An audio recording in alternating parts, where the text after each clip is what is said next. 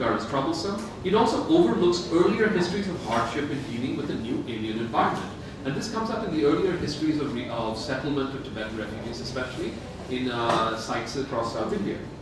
This is very clear with narratives about, nevertheless, as part of a strategy of survival, Tibetans have also learned to move across different identities at times as refugees and at times as integrated with local Indians. And this happens especially in the case in Darjeeling in their relations with the local Bhutias, with whom there is some shared cultural affinity. And then, of course, this leads to a much longer and a larger discussion of belonging. For Tibetan refugees, there is a tension they deal with, to hold on to a desire of return to Tibet, and to not let that dream go, even though it has been 60 years since their displacement. In that sense, one could say, would Tibetans, even say Tibetans of my generation, what would they have in common with the Tibetans who have lived in an area changed and transformed and under Chinese administration? And at the same time, what does one do? Does one hold on to the dream, or does one then assimilate or integrate with local populations and Indian citizens? What are the existential, and this is a practical question too. Sometimes we do take citizenship as a practical agenda. I think about so many people who say middle-class people migrate from India to the United States, and you see American citizenship to some extent as a kind of benefit, right?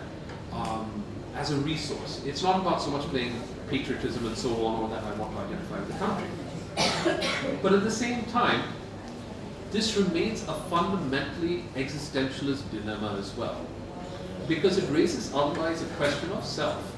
Who am I then as a Tibetan refugee? Do I want to remain a refugee? Because as scholars like Lisa Mahathir pointed out, and as Sudeep also shows, that one of the problems refugee faces is that they're seen as kind of a liminal people, neither here nor there. And there is a pressure across, especially across nation states, even if you're a migrant, that you kind of have to make a choice. Either you stick to this side of the fence or you move to that side of the fence, eventually at some point. One of the difficulties, of course, of studying migrant groups, also such as refugees, is a tendency to see them sequestered in one spot, such as a camp. And that's a classic imagery. Furthermore, studies of Tibetan refugees emerging out of, again, the West at times does not pay enough attention to the local setting that India offers. Vasu provides a needed alternative to this approach by situating his study with refugees in Darjeeling. And what makes the narrative especially interesting is that Darjeeling allows the exploration of refugee life in terms of the minutiae of everyday life through local activities, in a city where, of course, there is also a prior history of movement and contact with Tibet before 59. And critically, to avoid the dominant orientation to Tibet which prevailed in Dharamshala, the most well-known settlement seat of government in exile. The most important aspect of life in Darjeeling pertains to relations, of course, with the local Bhutias, with whom the Tibetans share some cultural affinity. The study of refugee-host relations is often difficult, as it treats the two in a binary, and often an opposed binary. This book, and this is something that you also see constantly coming out in discussions of migrants, especially in Europe, that they don't fit into our society and so on. This book, however, reveals the complexity of that relationship. Sometimes the relationship between the Tibetans and the Bhutias is actually indeed positive, where they're able to work out peaceful living in everyday life, they can get together for work, they can build friendships. Occasionally there might be some tensions, there might be a sense of hostility when one recognizes the difference between the two. And all the kind of sometimes of tendency of Tibetans and Bhutias to look down upon each other. When Basu writes at the end, the some Bhutia expressed towards Tibetan refugee success, which itself becomes a very interesting problem sometimes in the experience of new migrants and how they're treated by local communities. I'm actually quite struck by how universal this phenomenon is. I had observed this also in my own work with the Kashmiri Pandits in Jammu. Now, both the Kashmiri Pandits and the local Dogras would look down upon each other depending on the situation. And yet for many Dogras, the Kashmiri Pandits were privileged because as displaced people, they receive special benefits from the state, which they would say we don't. But in turn, the Kashmiri Pandits would openly say about, ultimately at the end of the day, Jammu belongs to the Dogras, not us. And this is something which comes up in this book. Similarly for Tibetans, there is a sense that even if they have success, even if the Bhutias say, well, they've worked harder than us, that they've done better than us, what comes out of the book is there's a sense among Tibetans that ultimately the Bhutias belong to Darjeeling, that this is their town, that this is their area, that they are citizens of the state of which Darjeeling is part, whereas they are not. The Tibetans instead come from elsewhere, they're just passing through. In that sense, like what I saw, this is an idea I played with my work in Jammu with the camp at the Kashmiri Pandit camps, was Jammu was kind of what Johnny Carey would call a waiting room. You come and you might move on to somewhere else. It's a waiting room like a railway station.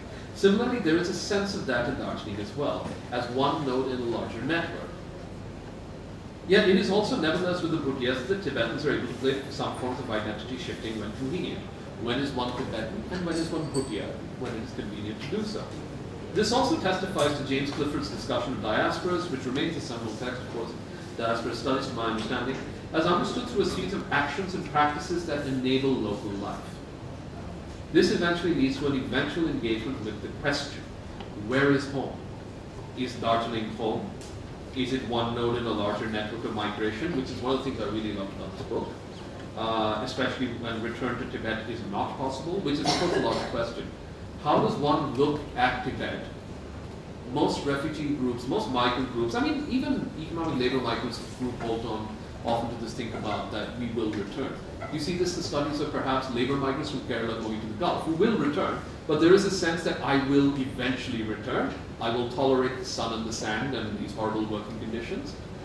But what happens when refugees can't go back? Whether you're Tibetan, whether you're Rohingya by now, I mean, what you have is proper genocide going on there, if you think about it. Or whether one thinks of the Palestinians, where the march to return is being met by bullets. In that sense, where is homeland? And what is homeland 60 years after 60 years of refugee life?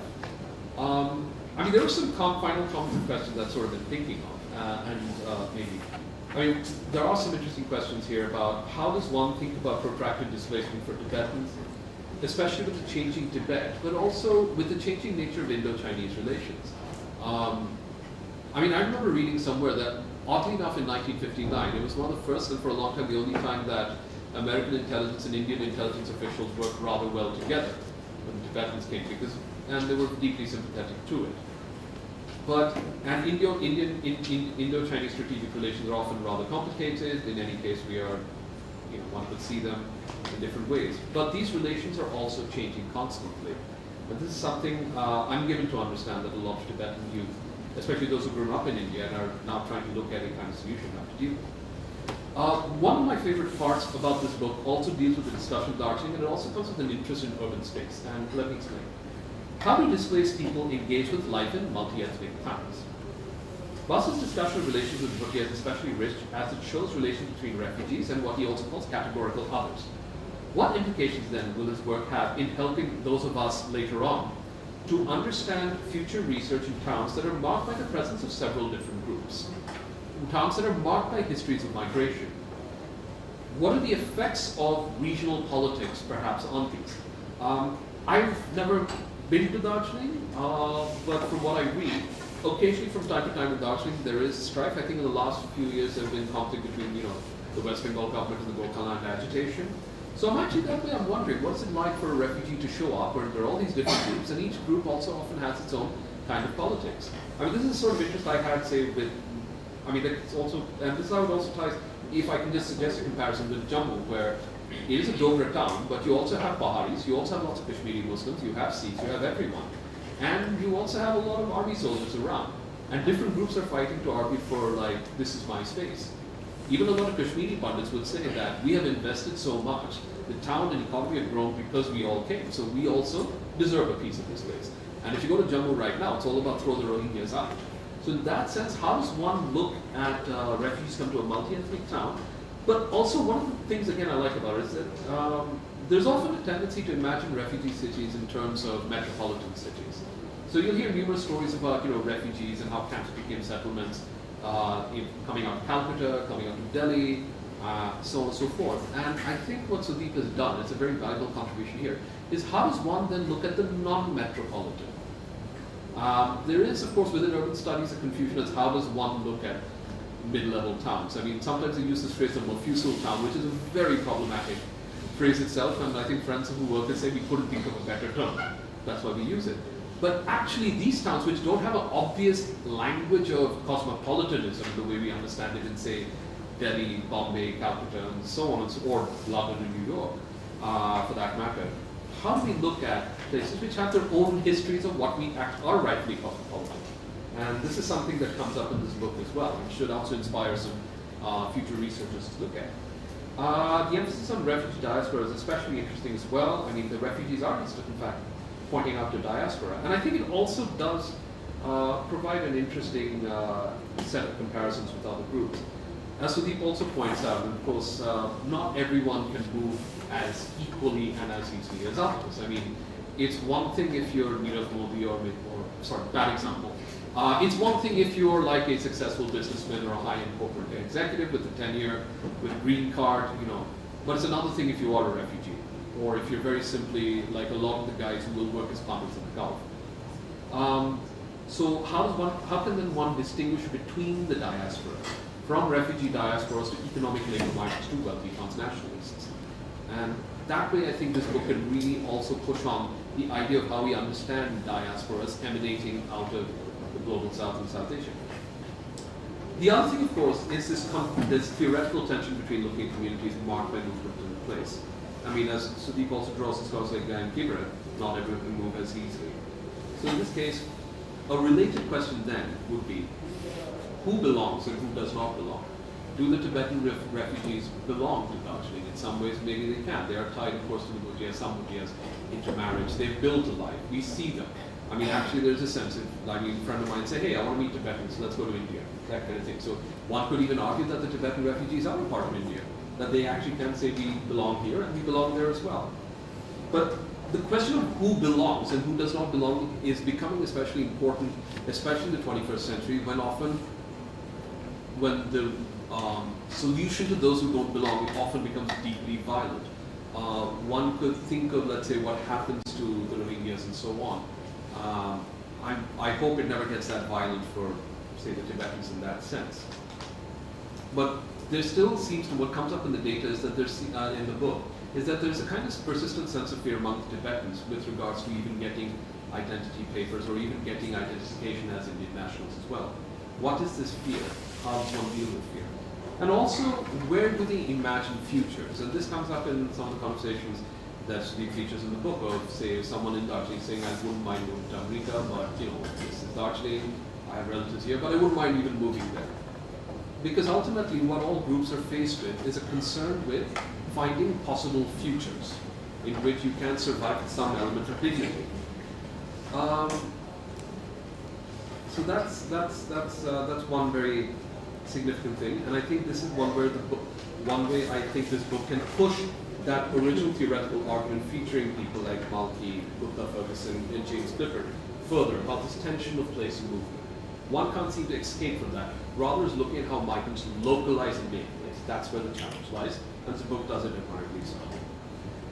So there's more that can be said. Let me end here. I think everyone's need to move on. This book, in my view, is important for anyone who seeks to learn about Tibetan refugees, and also about what it means to be a refugee for those, be a refugee for communities who have worn the refugee label for several decades, and who have in some ways gradually come to represent the condition of Tibet itself. The book also provides a valuable introduction to the refugee in the global south, the part of the world that accommodates most refugees across the world anyway. So I'll end here. I mean, there's more I can say, but I'll end here. So, thank you.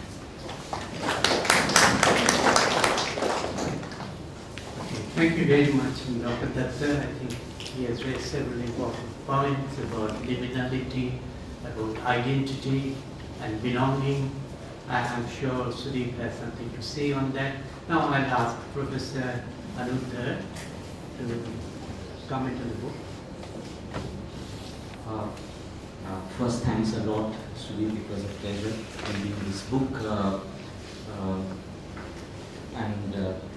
Let me not repeat what I was agreeing all the time with you. So let me try not to actually repeat what you have beautifully put down. I think let me take a related route, building on something you opened up, but it features in the book sort of, and that's also if I was reading it actually.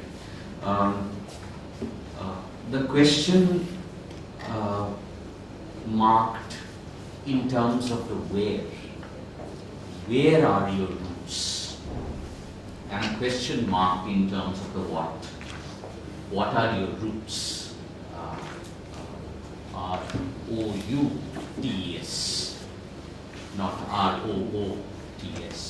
And he does have a section in the book, roots and roots. Phonetically, they are uncannily close, but they really open up to very different horizons of thinking of roots, travel, path, way, etc. And when you are thinking of growing roots, where are my roots? Where are my roots? Where am I supposed to go back, etc., etc. And perhaps, as you have rightly pointed out, we will not be able to choose between roots and roots. That's perhaps the human predicament. We will be in search of roots while we mark the respective routes for ourselves. The one in Darjeeling thinking of going to Venus. So multiple routes and roots and roots. This is one. I particularly like the book because of the courage Shruti shows to mark Tibetans as refugee diasporas. It is not easy to do this. I refer you to page 153 of the book, where the Tibetans have put up a plaque saying Tibetan Refugee Self-Help Center is a rehabilitation center for Tibetan refugees in the Darjeeling Himalayan region. There's no ambiguity. They're very clear, these are refugees. And the way Shruti marks it actually, and it's page 1. Page 1 of the book says and puts it out, Tibetans as refugee diasporas. And that is when I thought, oh my God, okay, let me see. And of course it's not easy to deal with this. I can see all through the book, Sudip himself struggling. I was also struggling actually to make sense of this experience called the Tibetan experience, to which we are witness, we are privy, but it's not our experience, and it's very difficult to mark ourselves in terms of that experience. One can call it the inassimilable nature of the Tibetan experience. It's not easily assimilable into what we think, into what our theories are. Just like the Kashmiri Pandit, similar difficulty.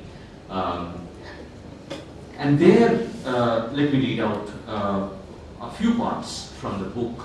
For analytical purposes, that is what Sudip says, the use of the term refugee diasporas for Tibetans would be based on a conceptualization of refugee-ness and diasporicness that is rooted not only in the flight and rehabilitation of particular individuals and groups, but also in the making and unmaking of diasporic identities through the daily practices, as you have rightly pointed out, Ankur. Daily practices of living in one or several host societies, including the point Sudip makes very, very well in the book, Tibetans are not in one place. And it requires, as if he says it, he does it also, not fully, perhaps it's not possible to do it fully, that it requires multi-sited ethnography, that it cannot be one-sited. I'll play with the cited also. It's not only SITED, it is also CITED. Your conceptual resources that you draw, it cannot be just also a point he makes very well in the book, I think. Diaspora understood through the paradigmatic lens, the Jew could itself be problematic. And that need not be our only citation. CITA now. That need not be perpetually, repetitively, unthinkingly cited and recited as the paradigmatic case of the diaspora. And here when he says Tibetans as refugee diasporas, he actually opens up a very, very interesting angle for us, I thought. And I'm remembering the last session when Amit and others were saying that we need to think diaspora again. I thought here was one way to think it and all that. I have no work on Tibet, I have no work on Kashmir, I have no work on Kashmiri Pandits. I don't have the kind of scholarship the two of you have on two sides, or Sir has. I have actually a very different relationship with Tibetans. I have been involved with the Tibetan movement since I came to there. Tibet was for me a monastery. When I was in Bangalore, one could travel there. Which is another site, very interestingly. You say South India, but it's there. When I came to Delhi, two students of mine, who are not Tibetans, got me involved in the Tibetan movement, in Majnu Gatila, and I would go to these places, then I traveled to Dharamshala, and all of that. Went to the Tibetan Museum in Dharamshala. I was in tears, to tell you the truth. I was in tears when I reached the Tibetan Museum in Dharamshala. Much later, I was editing a volume on Marxism and spirituality. I was not just a doctor once upon a time, I was also a Marxist once upon a time. And why do I say once upon a time? I will share with you. And that volume took me to Dharamshala once again, and to the Dalai Lama, His Holiness, and an interview with the Dalai Lama in that Marxism spirituality. And I'm saying it on camera, it's okay. My Marxist friends in Tibet, who had said he would contribute an article to this volume, pulled out of the volume because the Dalai Lama, His Holiness, was part of the volume. And I said, okay, thank you, goodbye. I met the Dalai Lama. The entire interview, and this is a rare interview by His Holiness, the entire interview is not on Buddhism, it is on Marxism.